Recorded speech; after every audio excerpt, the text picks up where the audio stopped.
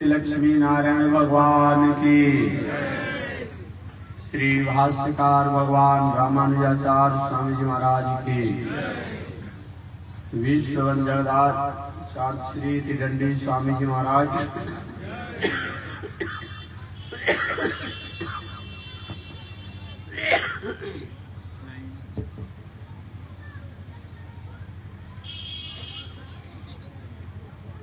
श्रीमन नारायण लक्ष्मी नारायण श्रीमन नारायण लक्ष्मी नारायण श्रीमन नारायण नारायण नारायण श्रीमन नारायण नारायण नारायण।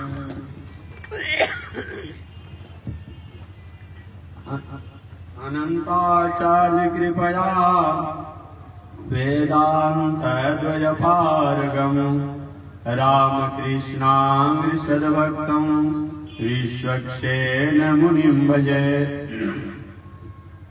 परमाराध्य श्री लक्ष्मी नारायण भगवान नित्य वंदनीय पूज्य गुरुदेव श्री त्रिदंडी स्वामी जी महाराज के जुगल चरणों में कोटि नमन। भगवत भागवत आचार्य कैंकर्य पारायण महानुभाव हरिद्वार की पावन भूमि से चलकर आए हुए श्री माया मधुसूदन पीठाधीश्वर जगत गुरु रामानुजाचार्य स्वामी वैकुंठनाथ जी द्वारा आप कथा श्रवण कर रहे थे। उनसे पहले मोक्षदापुरी काशी वाराणसी से चलकर आए हुए श्री लक्ष्मी नरसिंह मंदिर जो राज स्वामी जगत गुरु रामानुजाचार्य स्वामी मुक्तिनाथ जी महाराज द्वारा भी आप कथा श्रवण कर रहे थे। पावन भूमि पर पावन कथा को निवेदन करते हुए मैं भी आया। पावन कथा प्रसंग अंतर्गत पिछले दिन मैंने निवेदन किया। मेरा विषय है मानव जीवन में कथा की उपयोगिता। कथा क्यों सुनी जाए, किन किन लोगों ने कथा सुनकर के जीवन का उद्धार किया। जब तक से किसी की महिमा को, महत्व को, गरिमा को नहीं समझते हैं, उसके प्रति हमारी रुझाने नहीं होती। हमेशा मैं निवेदन करते रहता हूं, कपड़ा हमारा गंदा हो गया, इसके लिए साबुन सर्फ जल की आवश्यकता पड़ती है। अपने से कपड़ा सफा नहीं होता है तो कपड़ा धोने वाले मशीन में डालकर साफ करते हैं। उससे भी नहीं होता है तो कपड़ा साफ करने वाले के पास दे करके साफ करते हैं। भोजन हमारा खराब न हो, फ्रिज की व्यवस्था रखे। शरीर भी किसी प्रकार अवस्था के अनुसार, काल के अनुसार कहीं अपनी कर्मों से, क्रियाओं से पिछा होती है तो हम आंख, कान, दांत इत्यादि परिष्कृत नए लगाते हैं।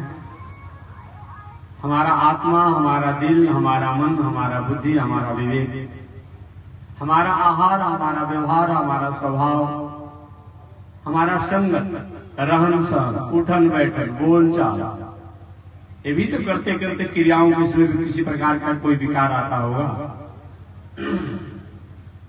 इसके शुद्धि के लिए कोई व्यवस्था आपने किया है क्या? वैज्ञानिकों ने आज ऐसा कोई विस्तार किया उसमें मन को, बुद्धि को, चित्त को डाल दिया जाए, बस निर्मल हो जाए? और सबकी व्यवस्था है। कपड़ा गंदा है, कपड़ा धोने वाले मशीन में डाल दीजिए, बस धुल करके आ जाता है। लेकिन हमारा दिल, दिमाग, मन, बुद्धि, चित्त, आहार, व्यवहार, संगत, उठन बैठन किसी कारण से उसमें दोष आ गया, उसको निर्मल करने के लिए अभी तक किसी वैज्ञानिकों द्वारा, सरकार द्वारा कोई ऐसा उपकरण और तकनीक नहीं बनाया गया जिसके द्वारा हम अपने को पवित्र कर पाए।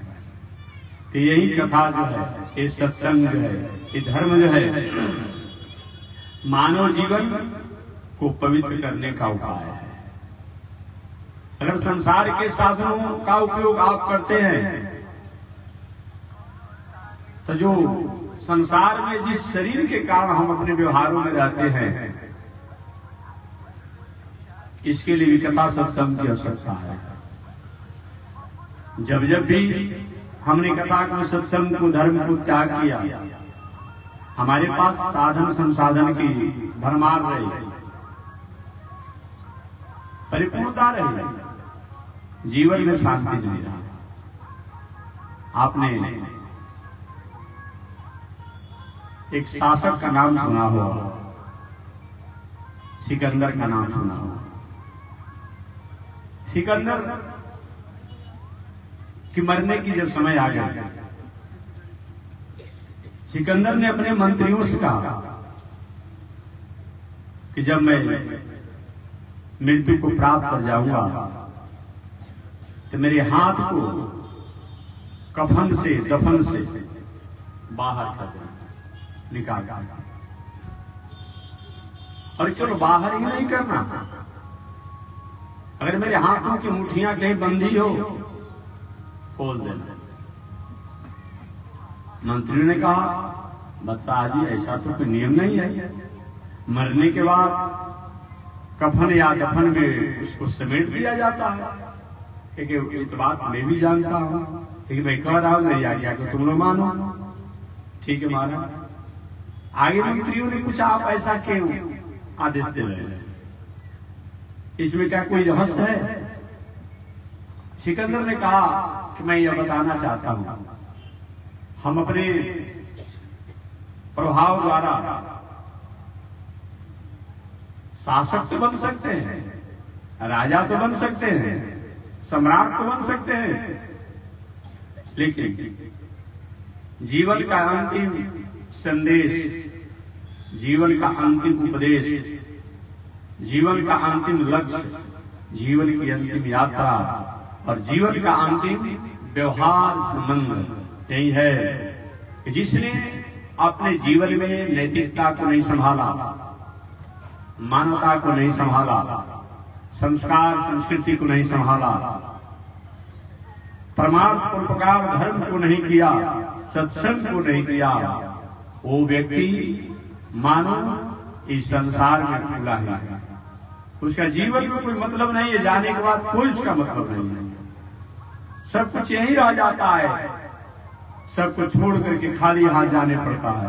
ऐसा कभी आपने नहीं सुना होगा, कोई बहुत बड़ा आलीशान भवन बनाया होगा, मकान बनाया, दलान बनाया, दुकान बनाया, तो मरने के बाद उनके सांसों को विदा कर दिया गया। ऐसा होता है। बल्कि संसार के लोग इस तरीका से स्वार्थी हैं कि अगर कहीं कोई मकान, दलान, दुकान किसी के नाम पर नहीं हुआ, चले जाए, गलती से कहीं के नाम पर नामनी नहीं किए हों, कुछ नहीं बनाया हो, तो उस मुर्दे से भी दस्तखत करके कागज रख दिया जाता है। संस्कार बाद में होगा, उनका भंडारा बाद में होगा और दस्तखत करा कर रख दिया जाएगा। मानव जीवन में हमारे पास धर्म नहीं है, हमारे पास संस्कार नहीं है, हमारे पास सत्संग नहीं है, संस्कृति नहीं है, मानवता नहीं है, तो सब कुछ होने के बाद हमारे पास कुछ नहीं है। इसलिए नीतिकारों ने कहा है, आहार निद्रा भय मैथुनम समान वेतन पशु भी न लाना। भोजन तो पशु पंछी भी करते हैं, सभी लोग करते हैं, पशु पंछी भी सोते हैं, पशु पंछी भी संतानोत्पत्ति करते हैं, पशु पंछी भी भयभीत होते हैं। माने जो कुछ भी दिनचर्या है प्रायः मनुष्य जैसा वो भी करते हैं। और कुछ मामले में तो पशु पंछी हम मनुष्यों से अच्छे थे, कुछ मामले में। जैसे आपने मिर्गा का नाम सुना हो, खरहा का नाम सुना हो, ये दुआहारी है, दूब खाता है, भले प्राण चला जाएगा लेकिन समझौता अपने आहार में नहीं करेगा, शुद्ध शाकाहारी दुबाहारी बनकर अपना परिचय उसका कि हम शाकाहारी हैं, शुद्ध, मैं परिवर्तन नहीं करूंगा।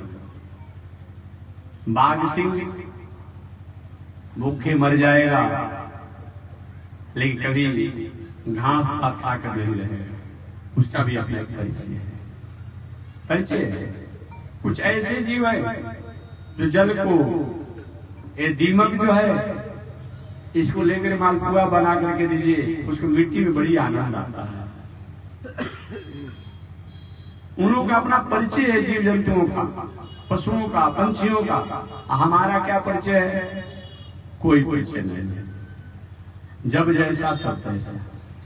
छठ का समय आ रहा है, एक दो दिन पहले से तैयारी लोग करना शुरू कर देंगे। इस बार छठ करना है तो धीरे धीरे जो दिन भर में 3 बार होता होगा, कोशिश करते होंगे कम से कम छठ पर्व आने से एक दिन पहले हमारा सब कुछ छूट जाए। छोड़ भी देते हैं, छठ के दिन तो सब कुछ छोड़ देते हैं।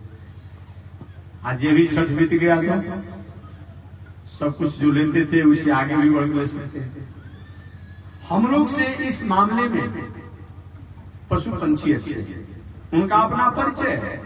हम एक करते हैं, अमुक करते हैं, अमुक करते हैं, हमारा कोई परिचय ही नहीं है। उत्सव महोत्सव पूजा पाठ होता है, हम कुछ दूसरे स्वरूप में रहते हैं। उत्सव महोत्सव पूजा पाठ बीत जाता है, हमारा कुछ दूसरा ही स्वरूप हो जाता है। इस मामले में तो हमसे वो अच्छे हैं। आहार निद्रा भय मैथुनम च समान में पशुभे नराणाम। भोजन, संतानोत्पत्ति इत्यादि जो है इसमें मनुष्य पशु में बहुत अंतर नहीं है।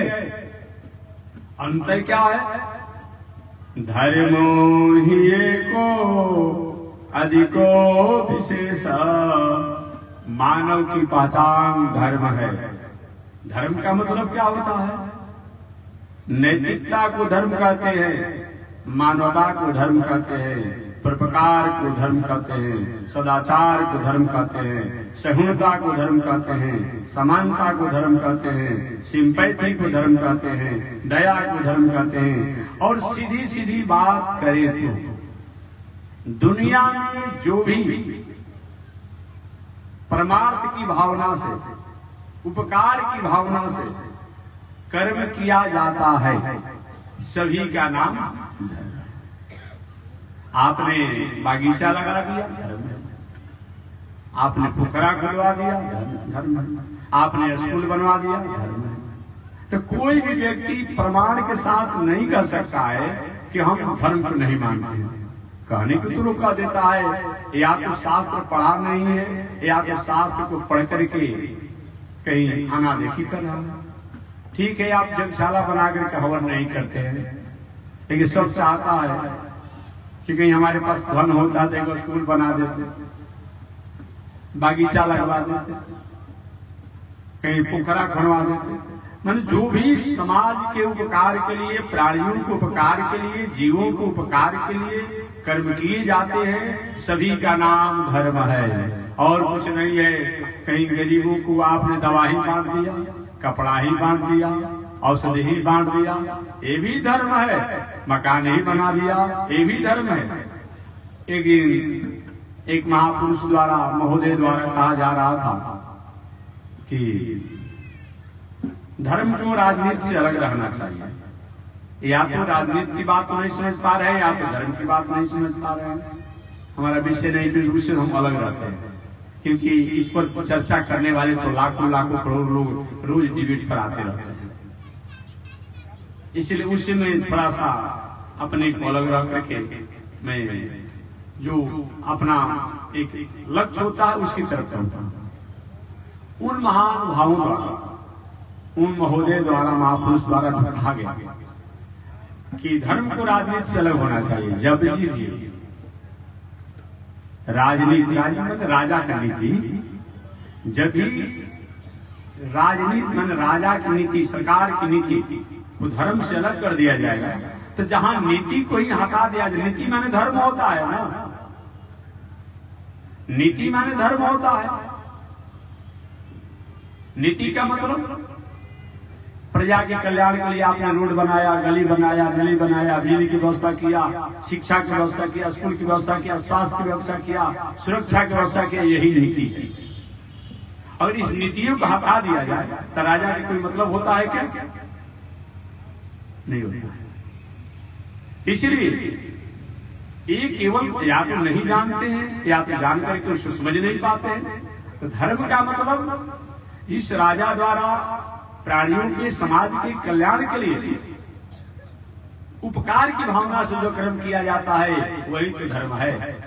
धर्म का मतलब ये नहीं होता है जितना आपने सीमित बना दिया है कि मंदिर में गए, शंकर जी के एक लोटा जल चढ़ा दिया, अब एक खाली स्तुति कर लिया, तो बहुत बड़ा धार्मिक आदमी है, इतना ही धर्म है। इतना सहज आपने धर्म को समझ लिया? नहीं नहीं, मंदिर में जाना भी धर्म है, मंदिर बनाना भी धर्म है, गंगा में स्नान करना भी धर्म है, जग जग आदि करना भी धर्म है, पूजा पाठ स्वाध्याय करना भी धर्म है। लेकिन धर्म का मतलब जो प्राणियों के लिए, समाज के लिए, व्यक्तियों के लिए, मनुष्यों के लिए, जगत के लिए जो उपकार का व्यवहार होता है, जिस व्यवहार द्वारा, जिस कर्म द्वारा, जिस कार्य द्वारा प्राणियों का उपकार होता हो, मनुष्यों का उपकार होता हो, जगत का उपकार होता हो, उसी का नाम धर्म है। अब बताइए इससे कोई अलग है? कोई अलग नहीं है। आप जब नहीं करते हैं कोई बात नहीं, लेकिन स्कूल, अस्पताल, अनाथालय बना रहे हैं, आप बहुत बड़े धार्मिक आदमी हैं। आपने किसी कन्याओं का विवाह कर देते हैं, कोई गरीब है उसे विवाह कर दिया, किसी विद्यार्थी को आपने पढ़ने का सहयोग कर दिया, ये भी धर्म है।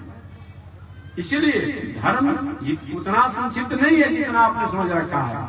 तो मैं निवेदन करना चाहता कि मनुष्य त्यागा भी नहीं जा सकता है। कुछ लोग कहते हैं हमको धर्म से मतलब नहीं है। ये दुनिया में ऐसा कोई है? जिस दिन हमको धर्म से मतलब नहीं रहेगा, हमारा अस्तित्व ही नहीं रह जाएगा। धर्म है, मतलब है, तभी हम हैं। धर्म से नहीं मतलब रखने का मतलब कि आप अपने अलावा और दुनिया में किसी से आपका कोई मतलब नहीं रहेगा। ऐसा हो सकता है कोई? बाल बच्चे, परिवार, पत्नी, भाई, संबंधी, इष्ट मित्र, अगर ये भी व्यवहार है, ये भी धर्म है, यही बात बताया जाता है। और कथा में क्या बताया जाता है कि माता के साथ क्या व्यवहार होना, पत्नी के साथ क्या व्यवहार होना, भाई के साथ क्या व्यवहार होना, समाज के साथ क्या व्यवहार होना, यही नहीं कहा जाता। और कथा में क्या कहा जाता है और धर्म में क्या कहा जाता है? इसलिए धर्म को कभी त्यागा नहीं जा सकता है। धर्म त्यागने का मतलब कि हमारे जीवन का कोई परिचय नहीं बचता है। हमारे में और पशु में कोई अंतर ही नहीं रह जाएगा। पशु पंछी भी भोजन करते हैं, पशु पंछी भी सोते हैं, पशु पंछी भी संतान उत्पत्ति करते हैं, लेकिन पशु पंछी में परमात्मा की भावना नहीं है। इसलिए उनके द्वारा ये सब करने के बाद भी उनको धार्मिक नहीं कहा जाता है, क्योंकि वे केवल अपने तक सीमित हैं। हम अपने अलावा समाज, राष्ट्र, प्राणियों के लिए, प्रकृति के लिए है, इसीलिए तो हम धार्मिक कहलाते हैं। तो दुनिया में जो भी परमार्थ का काम किया जाए, उपकार का काम किया जाए, उसका नाम धर्म है। नीतिकारों ने कहा आहार निद्रा वै मैथुनम च समान में पशुभे नराणाम धर्मो ही एको अधिको विशेष। मानव की पहचान धर्म है, इसलिए इसको त्यागा नहीं जा सकता। अब अधर्म कथा के द्वारा ही जाना जाएगा, सत्संग के द्वारा ही जाना जाएगा। जब जब भी हमने कथा को त्याग किया, धर्म को त्याग किया, हमारे पास साधन तो रहे, संसाधन रहे, जीवन में शांति नहीं रही। जीवन में शांति के लिए हमें सत्संग होनी ही चाहिए, हमें कथा होनी ही चाहिए, हमें धर्म होनी ही चाहिए। ऐसा नहीं करते हैं तो हमारे जीवन के साधन जो हैं, संसाधन जो हैं, वह हमारे लिए बोझ बन जाते हैं, भार बन जाते हैं। और हमने कहीं धर्म को, सत्संग को, कथा को स्वीकार किया तो जीवन के साधन संसाधन जो है हमारे लिए उपहार बन जाते हैं, श्रृंगार बन जाते हैं। इसी का नाम है मानव धर्म। मानव धर्म का मतलब जिस कर्म के कारण मनुष्य अपना तो भलाई करता हो, अपने साथ साथ उसके कर्मों द्वारा राष्ट्र का, समाज का, प्राणियों का भी मंगल होता हो, उसी का नाम है मानव धर्म। आपने स्कूल बनाया, आपको लाभांश तो हुआ स्कूल से, लेकिन उससे अनेक प्रकार के विद्यार्थी जो है पढ़े लिखे शिक्षित हुए, तो आपका भी मंगल हुआ, भला हुआ, और उससे जो लोग पढ़ते हैं उनका भी मंगल हुआ। आपने हॉस्पिटल बनाया, हॉस्पिटल द्वारा आपका भी मंगल होता है, और उससे जो रोगी हो उनकी दवा द्वारा उनका भी मंगल होता है। इसी का नाम धर्म है। जो अपना भी मंगल करे और प्राणियों का भी मंगल हो, समाज का भी मंगल हो, राष्ट्र का भी मंगल हो, देश का भी मंगल हो, उसी का नाम धर्म है। अतः धर्म को त्यागा नहीं जा सकता। मानव जीवन में कथा के द्वारा ही हम जान पाते हैं। अगर कथा को त्याग दिया जाए, या जिन जिन लोगों ने त्यागा कथा को, उनका जीवन का कोई मतलब नहीं। कल मैंने बताया था, सती जी ने सत्संग का महत्व नहीं समझा, परिणाम क्या हुआ? परिणाम हुआ कि सती जी स्वयं अपने ही पिता के हाथ और अपने जीवन को समाप्त कर दिया। प्रजापति दक्ष सती के पिता है, उन्होंने धर्म को, सत्संग को समझ नहीं पाया और अहंकार के ही जीवन जीते थे। परिणाम क्या हुआ? अपना ही आयोजन, अपना ही अनुष्ठान, और अपने ही आयोजन, अपने ही अनुष्ठान में अपने जीवन को उन्होंने समाप्त कर दिया। इसलिए मानव जीवन में कथा होनी चाहिए। कथा हमारे जीवन की वह एक मणि है, वह एक रत्न है, जिसके द्वारा हम अपने भटके हुए मार्गों को त्यागने के लिए और सतपथ पर चलने के लिए संकल्पित होते हैं। उसी का नाम कथा है। ऐसी कथा अनादिकाल से चली आ रही। आज की कथा की परंपरा नहीं है। जब से सृष्टि है तो सृष्टि के प्रारंभ से ही कथा की परंपरा है। पिछले दिन मैंने बताया था, आज से 50,000 करोड़ वर्ष पहले ये हमारा वैदिक सनातन धर्म है। इससे पुराना दुनिया में कोई नहीं है।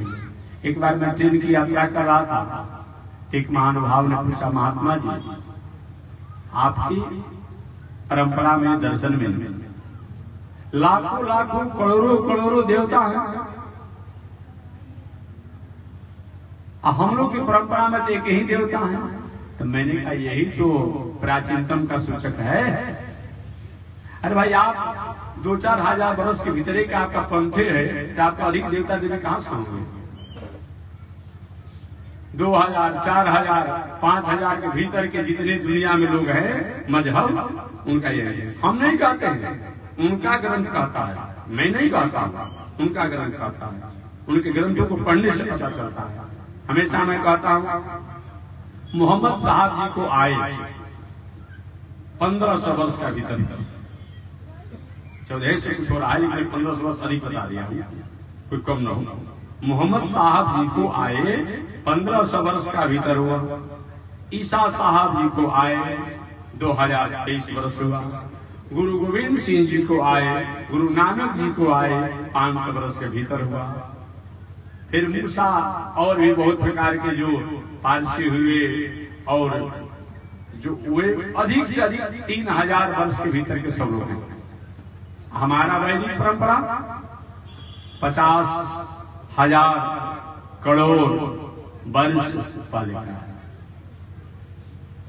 कितने लोग आए इस वैदिक परंपरा को समेटने के लिए? लेकिन वैदिक परंपरा ऐसी अपूर्व है, सम वो व्यक्ति का विचार दर्शन एक सीमित हो गया, और हमारी वैदिक परंपरा जो है अपूर्व दुनिया में बनी रही है। इसमें लाखों लाखों करोड़ों देवी देवता क्यों हैं? क्योंकि बहुत पुराना है। किसी काल में किसी की आवश्यकता थी, उस देवी देवता से भगवान देवी देवता उस रूप में आए। किसी काल में किसी को थी, उस रूप में आए। जब जब जैसा आवश्यकता पड़ा, उसके अनुसार वह खाल हुआ। एक मकान बनाने में कम से कम 100 प्रकार के मटेरियल की आवश्यकता पड़ती है, 100 प्रकार के वस्तुओं की जरूरत पड़ती है। बाथरूम से लेके, शौचालय से लेके, डेंटिंग पेंटिंग से लेके सारा सामान अगर जोड़ा जाए तो 100 प्रकार की वस्तुएं एक मकान में लग जाती है। तो ये दुनिया इतना विशाल है, ये दुनिया के प्राणी इतने अपने आप में हैं, इनके लिए अपने आप में जब जब जिस की जैसी आवश्यकता हुई उसके अनुसार वो देवता लोग आते रहे। अभी तो कम है और होना चाहिए। मनुष्य की जनसंख्या 7 अरब हो सकती है और देवता कहीं 33 करोड़ हो गए तो ढेर हो गए। नहीं, इसलिए और होना चाहता था। जितना ये जनसंख्या, उस जनसंख्या के अनुसार और देवताओं को होना चाहता था। लेकिन अभी जो 33 करोड़ 33 लाख 33,333 देवता है। क्यों है कि भाई अधिक से अधिक जो उपकार की भावना होती है तो उसके अनुसार विभाग की व्यवस्था भी अधिक अधिक हो जाती है, जैसा होता है। इसलिए देवताओं की इतनी संख्या बताई गई है। तो मैं निवेदन करना चाह रहा हूं कि हमारी वैदिक परंपरा 50,000 करोड़ वर्ष पहले की है। इस वैदिक परंपरा का उद्देश्य क्या है? पूरे राष्ट्र, पूरे समाज, मानव मात्र के कल्याण की बात करते हैं। कभी भी आपने नहीं सुना होगा कि हमारे वैदिक परंपरा के संत महात्मा कहते हैं कि हमारे भारत का कल्याण, विश्व का कल्याण। हम पूरी दुनिया की कल्याण की भावना करते हैं, क्योंकि विश्व का कल्याण होगा तो हमारे देश का भी कल्याण होगा। मैं तो सबको अपना मानता हूँ, मैं सबको अपना मानता हूँ। और ठीक है, विचारों को लेकर के, उनके रहन सहन को लेकर के, उनके खान पान को लेकर के, उनके उठन बैठन को लेकर के थोड़ी सी अपने आप में विभेद है। लेकिन विभेद में भी मैं मानता हूँ कि परमात्मा ने, ईश्वर ने उनको भी संसार में प्रकट किया है, अतः वो भी हमारे लिए। इसलिए विश्व की कल्याण की बात मैं करता हूँ। ऐसे सनातन धर्म है, ऐसे वैदिक परंपरा है। तो एक कब से कथा की परंपरा है? जब से सृष्टि है। सृष्टि कब से है? 50,000 करोड़ वर्ष पहले की है। सृष्टि के प्रारंभ में भगवान श्रीमन नारायण इस धराधाम पर आए। नारायण का मतलब क्या होता है? नारायण शब्द का अर्थ क्या होता है? इस सृष्टि के प्रारंभ के सबसे प्रथम भगवान है। मध्य में भी उन्हीं की सत्ता से होती है और अंत में वही नारायण द्वारा ही भगवान का अंशांशी अवतार होता है। उन नारायण से अलग कोई होता नहीं है। ओम दिव्यो देव एको नारायण न ब्रह्मा निशाण। ओम दिव्यो देव एको नारायण। एकमात्र दिव्य देव अगर कोई है वह नारायण है। न ब्रह्मा निशाण, ब्रह्मा भी नहीं और ईशान उनके मालिक भी नहीं। सृष्टि के प्रारंभ में एकमात्र भगवान नारायण ही रहते हैं। सृष्टि के मध्य में एकमात्र भगवान नारायण ही होते हैं। सृष्टि के अंत में एकमात्र परमात्मा भगवान नारायण ही बचते हैं। आपके पास चावल है, आटा है, दाल है।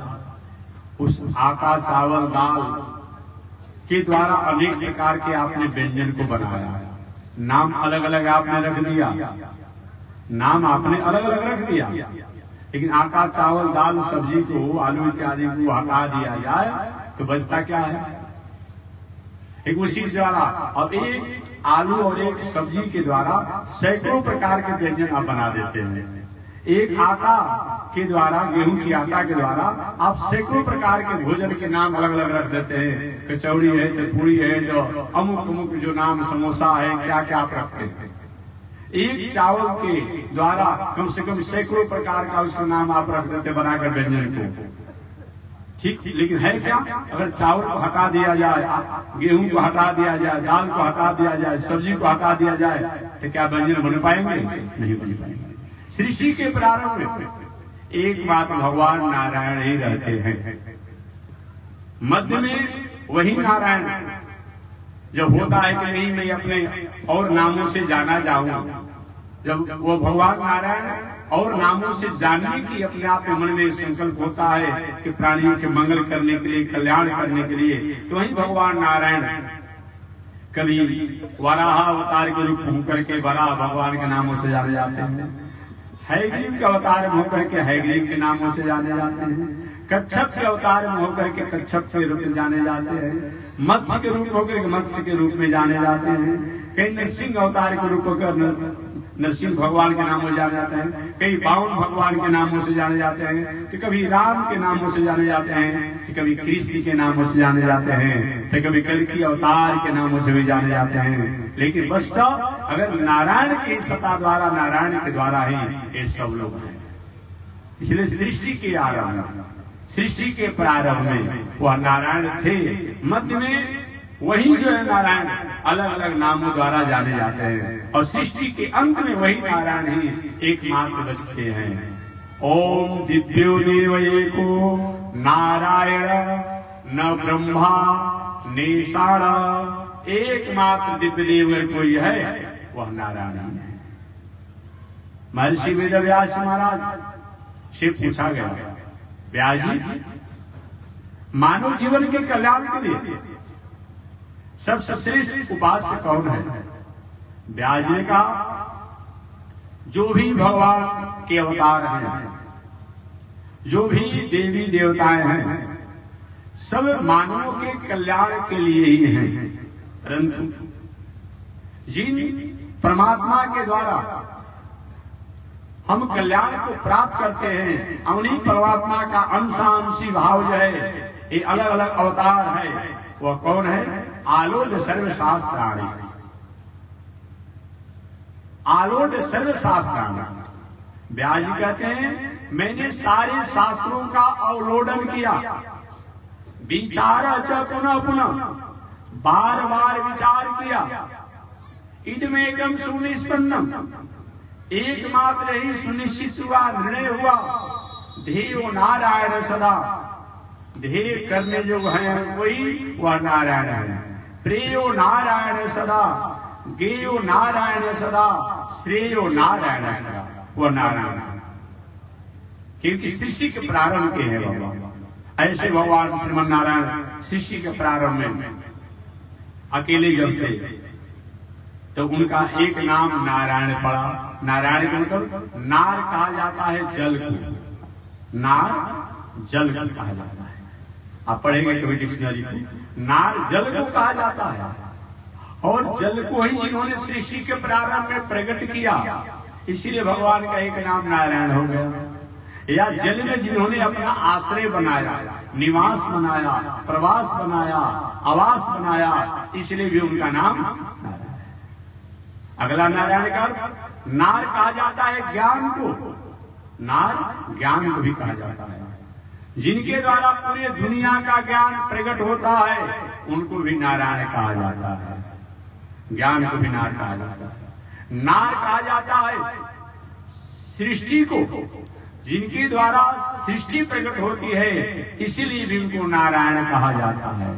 नार जगत को भी कहा जाता है और नार ब्रह्म को भी कहा जाता है। ऐसे और नार अज्ञान को भी कहा जाता है। नारम अज्ञानम खंडयति नारायण, जो अज्ञान को खंडन करे और ज्ञान की स्थापना करावे, उनका भी नाम नारायण है। ऐसे भगवान श्रीमन नारायण इस संसार में प्रकट और प्रकट का थे ही अपने आप में। वह भगवान नारायण के मन में हुआ सृष्टि का विस्तार किया जाए, तो सृष्टि के विस्तार करने के लिए अपने सत्य काम सत्य संकल्प से ब्रह्मा जी को प्रकट किए। ब्रह्मा जी बहुत दिनों तक सृष्टि करने की इच्छा किए और उनको सृष्टि करने का ज्ञान ही नहीं हो रहा था। तब ब्रह्मा जी को कथा आवाज आई, तब करिए तब आपको सृष्टि करने का ज्ञान होगा। वही ब्रह्मा जी उस तप को ही कथा और सत्संग मान करके आप तपस्या साधना हुए, वाद में चल करके ब्रह्मा जी द्वारा सनक, सनंदन, सनातन, सनत कुमार 4 भाइयों को प्रकट किए। ये चारों भाई जब प्रकट हुए तो प्रकट होते ही ब्रह्मा जी ने कहा बेटा मेरी सृष्टि में सहयोगी बनो।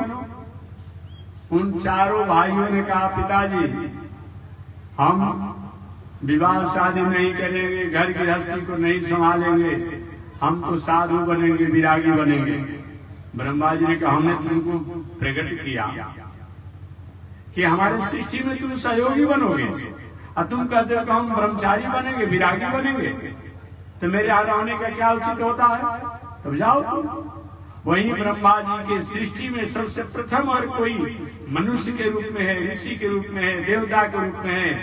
अगर कोई ब्रह्मा जी की सृष्टि में इनसे पहले दुनिया में कोई नहीं था।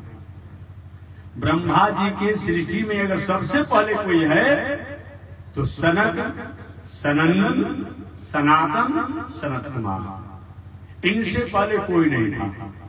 ये चारों भाई जंगल की राह, जंगल क्या उसने वहां ब्रह्मा जी के ब्रह्मलोक से निकल पड़े।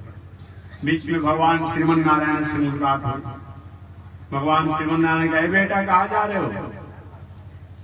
कि कहाँ जा रहे हो? अरे जहां लोग दुनिया के जाते हैं वहां मैं जा रहा हूं। कहाँ जा रहे हो?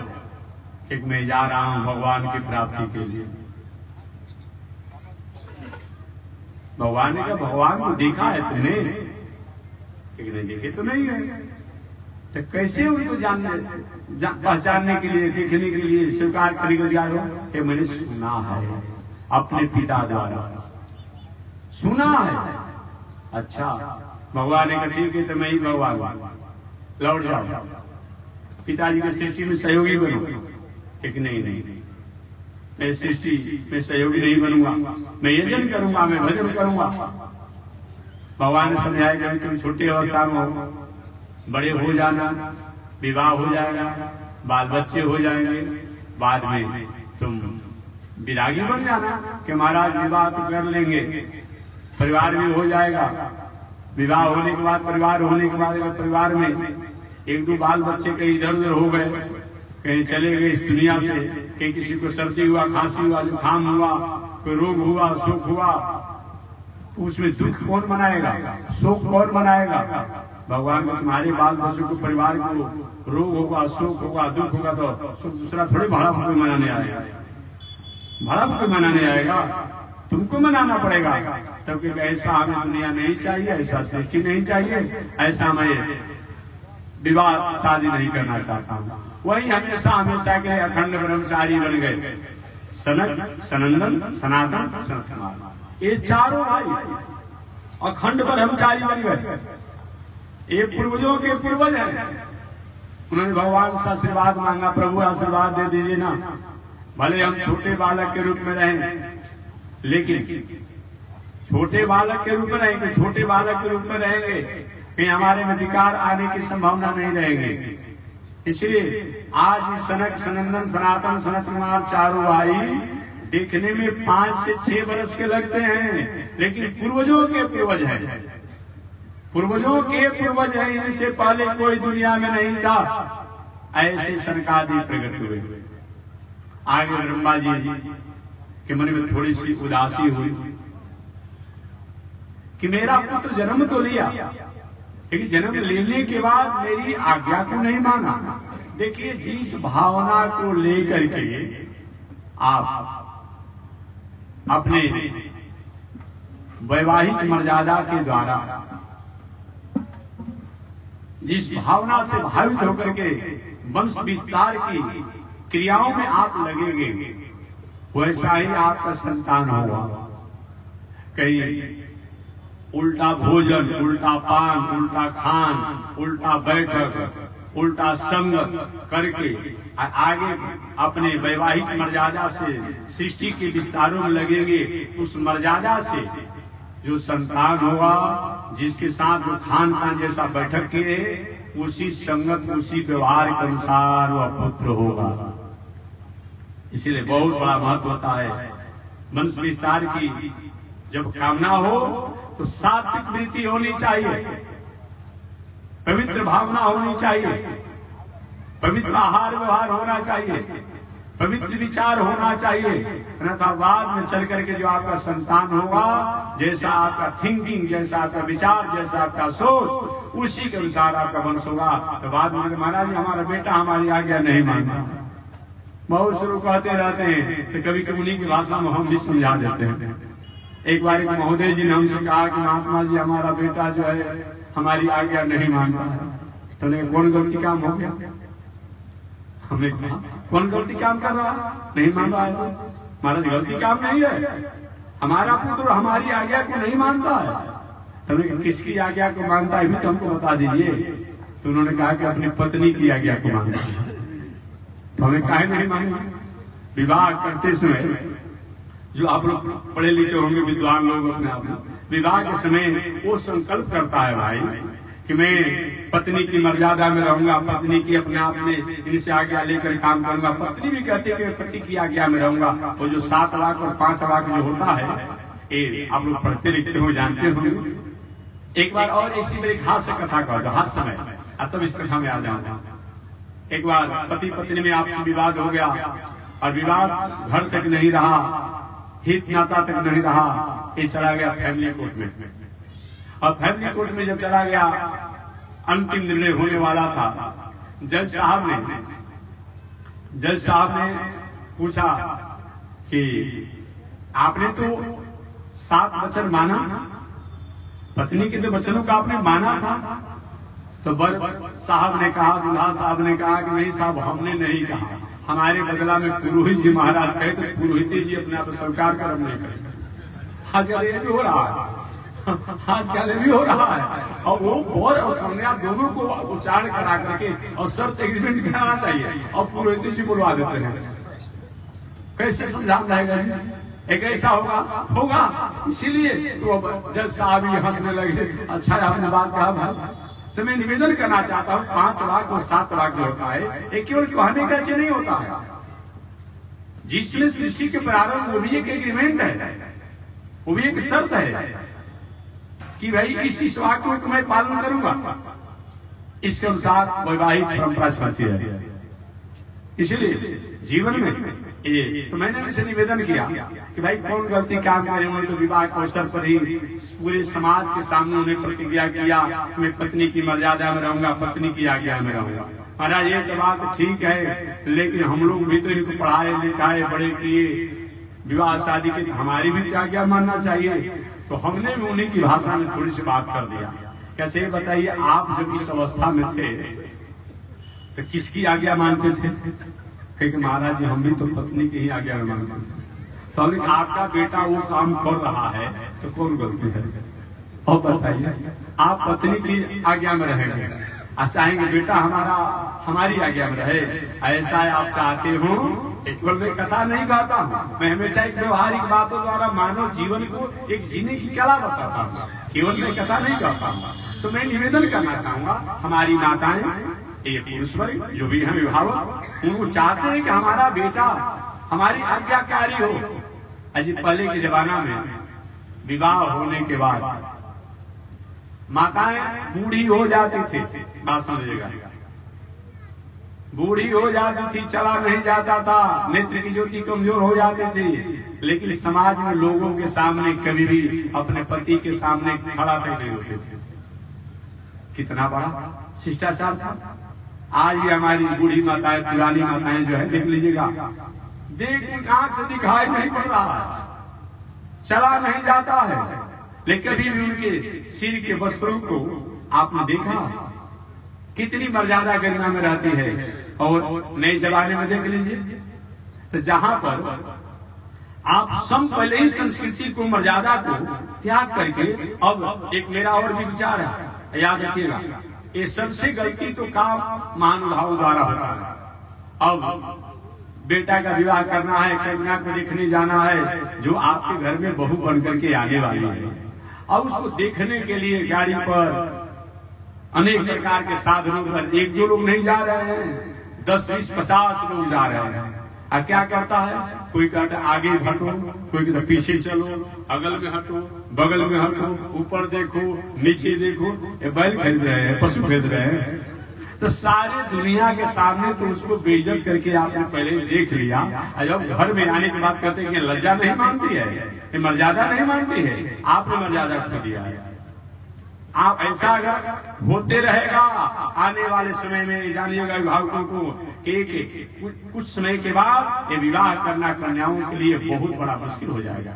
अच्छी पढ़ी लिखी रहेगी, संस्कारी रहेगी, लेकिन इस तरीका से जो तरीका से आज समाज में परोसा जा रहा है ऐसा होगा तो विवाह एक बहुत बड़ा समस्या बन जाएगा। अतः कुल खानदान संस्कार पढ़ा लिखा ठीक है, एक बात मत देखिए एक कोई अभिभावक जाए, कोई माताएं जाए और कहीं जाकर आप देख लीजिए, लेकिन ये जिस तरीका से आज हो रहा है ये बात ठीक नहीं है। अभी नहीं, लेकिन समय आने पर अच्छे अच्छे घर के संस्कार का अपने आप में कन्याएं जो हैं इसी तरह रह जाएगी। अरे भाई, आकांक्षाओं को चाहनाओं का किस तरीका से आप आकलन करेंगे, कौन आपका निर्णय करेगा। अतः पहले के जमाने में पुरोहित जी, गुरु जी, माता पिता बाबा दादा अपने आप सब तय कर देते। उसमें भी एक परंपरा थी, एक बैक साइड से देख लिया जाता, कोई हितनाता को लगा दिया जाता, कि स्त्रियों को लगा दिया जाकर देख लेती, हो जाता कर। आज क्या हो रहा है, पहले ही उसको आपने बेइज्जत कर दिया, उसकी मर्यादा को, उसकी लज्जा को आपने पहले तो ध्वस्त कर दिया, सबके सामने इस तरह से अस्त व्यस्त करके आपने देखा, और आज आने के बाद कहते कि हमारी आज्ञा नहीं मानती है, अनुशासन नहीं मानती है, मर्यादा नहीं मानती है। ये दोष आपकी है, इस पर विचार होना चाहिए समाज में, इसमें समाज में विचार होना चाहिए, अन्यथा विचार नहीं होगा आगे आने वाले समय में एक बहुत बड़ा इस समाज के लिए समस्या बन जाएगा। तो मैं निवेदन करना चाह रहा था, इसलिए एक गृहस्थ आश्रम में हमारी जैसी विचारधाराएं होगी, चाहते हैं कि हमारा बेटा बेटी संस्कारी हो, हमारी माताओं को पुरुष वर्ग को चाहिए जो पुत्र छोटा जन्म ले, बेटा ये बाबा है प्रणाम करो, ये चाचा जी है प्रणाम करो, ये अमुक है प्रणाम करो। आप सब उसको आदेश देंगे, आप करेंगे तो बेटा करेगा सम, और आप ही सम नहीं करेंगे तो क्या संस्कार सीखेगा। छोटे पर से उसको संस्कार सिखाइए। आप अपने कितना भी हो जाए, अपनी माता को वृद्धावस्था भी हो जाए उनका प्रणाम करें, यथाशक्ति सेवा करें, तब ना आपका बेटा आपकी सेवा करेगा, आपकी माता की सेवा करेगा। आप माता पिता की सेवा ही नहीं की, आप हमारा बेटा हमारी सेवा करे, हमारी आज्ञा माने, ऐसा होगा नहीं होगा। क्योंकि छोटे बालक जो होते हैं एक कार्बन कॉपी के समान होते हैं, कार्बन कॉपी के समान होते हैं, जो देखेंगे वही बाद में करेंगे। ऐसा विचार कर आप चाहते हैं कि हमारा संस्कार, हमारा कुल खानदान परिवार कहीं अच्छा हो, मर्यादा में हो, आपको सृष्टि को स्वाभिमान कर सकते हैं, जगत को स्वाभिमान कर सकते हैं। अगर सत्संग नहीं हो, कथा नहीं हो, सभ्यता नहीं हो, संस्कृति नहीं हो, संस्कार नहीं हो, तो हमारे पास सब कुछ रहेगा, सब कुछ रहने के बाद भी जीवन हमारा उदास रहेगा, खोखला रहेगा। ऐसा न हो, इसलिए मानव जीवन में धर्म और कथा होनी चाहिए। तो बस इसी के साथ मैं अपने वाणी को विराम दे रहा हूँ कि मानव जीवन में कथा और सत्संग धर्म की क्या आवश्यकता है। बस एक बार भगवान का नाम ले, आगे परमात्मा की जैसे श्रीमन नारायण लक्ष्मी नारायण, श्रीमन नारायण लक्ष्मी नारायण, श्रीमन नारायण नारायण नारायण, श्रीमन नारायण नारायण नारायण। आग लगे आकाश में, बरसन लगे अंगारो, आग लगी आकाश में, बरसन लगे। संत नहीं होते जग में तो जन्म मरता संसार हो, संत नहीं होते जग में तो जन्म मरता संसार। श्रीमन नारायण नारायण नारायण, श्रीमन नारायण नारायण नारायण, लक्ष्मी नारायण नारायण नारायण, लक्ष्मी नारायण नारायण नारायण।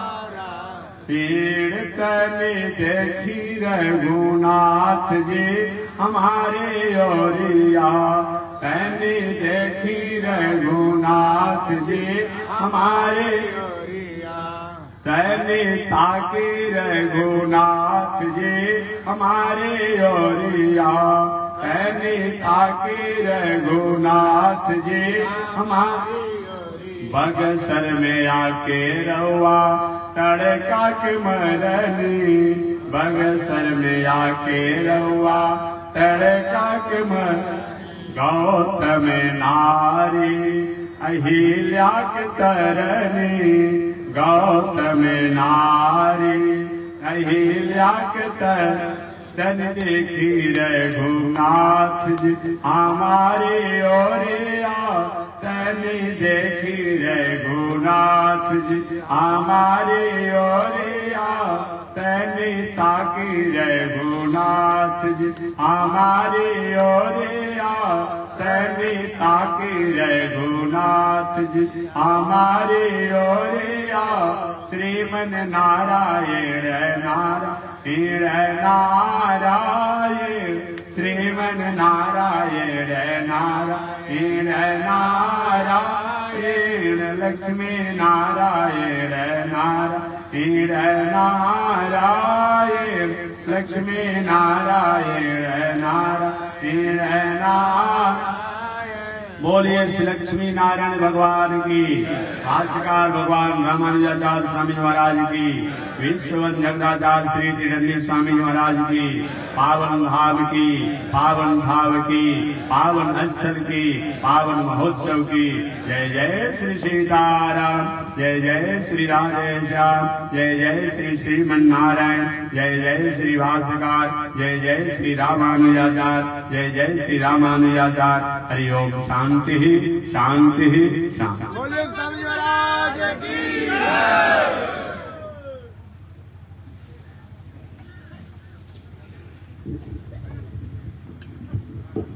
ओम चंद्रमा मनसो जात, चक्षो सूर्यो अजायत, श्रोत्राद्वायुष प्राणश मुखादग्निरजायत, श्रीशते लक्ष्मी शपथन्या वहोरात्रे, पार्श्वे नक्षत्राणि रूपमस्मिनो व्यातम्, ईशनिकाण मोमयिखाण सर्वलोकं मयिखाण, कासायं यज्ञसूत्रं शुचिवपुषि दधा चोर्ध्वपुण्ड्रं च भाले, यस्यास्ते दक्षस्ते कलिकुमति गिरीन्द्रेन्द्र वज्रं त्रिदण्डं, संसाराग्निप्रशान्ते मृतजलममलं दारुपात्रं पवित्रं, श्रीविश्वक्सेन सूरे पदकमलयुगं श्रेयसे संश्रयामि, अमर्यादय शूद्रस् चलमतिरसोयाग्रसवो, कृतघ्नो दुर्मानि समर परवसो वंचन पर निशंसा पापीश, कथमामितो दुख जलदे रपारादुत्रीणस्, तव परिचर्यं शरणयो। श्री लक्ष्मी नारायण भगवान की जय, विश्ववंद्यवदाचार्य श्री त्रिदंडी स्वामी जी महाराज की जय। हरि ओम। शांति शांति शांति। बोलिए स्वामी महाराज की।